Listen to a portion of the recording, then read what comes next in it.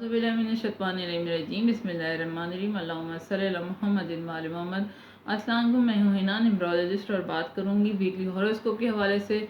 नई इन्फॉर्मेशन लेके आई हूँ हर वीक के हवाले से, यानी बुर्ज स्पाइसिस के लिए जो है बुर्ज स्पाइसिस यानी हौत वालों के लिए ये आने वाला वीक 15 अगस्त 2022 से लेके 21 अगस्त 2022 तक का अर्सा जो है आपका कैसा रहने वाला है और क्या लेके आने वाला है। क्योंकि स्पाइसिस जो हैं वो वैसे बहुत हसास भी होते हैं और बहुत केयरफुल के लविंग केयरिंग होते हैं, लेकिन थोड़ा सा लापरवाह नेचर होती है इनकी। तो ये वीक जो है आपके लिए जो है और खुदा से बड़ी सेंसिटिव होते हैं, तो खुदा से बहुत ज़्यादा लगाव होता है तो रूहानियत पर जो। तो आप लोगों के लिए वीक जो है आप जो भी शुरुआत करना चाहते हैं वो आपके लिए अच्छा रहेगा।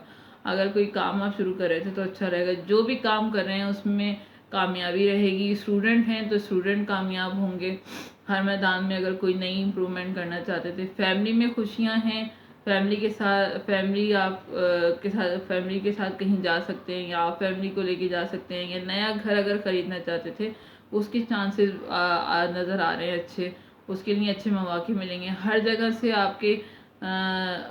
से आपके लिए हैप्पी सब कुछ नज़र आ रहा है। तो फाइनेंशियल तौर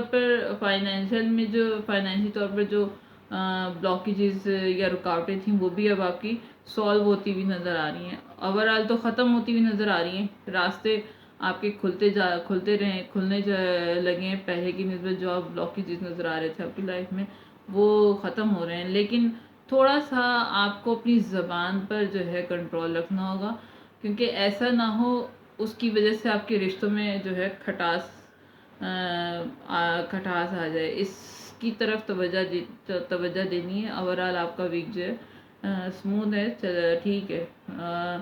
तो रंग आपका कलर जो है इस वीक में आपके लिए है गोल्ड। और अगर वीक को आप स्मूथ करने के लिए जो है आपने क्या करना है कि या तो आप सब्ज़ दाल का सदका दें 250 ग्राम, या फिर चूटियों को दाना डालें, कोई भी अनाज डालें। चावल चीनी डाल सकते हैं, चावल डाल सकते हैं, या कोई भी दाना आप चूटियों को डालें तो आपके लिए खुदा जो है आसानियाँ पैदा करेगा।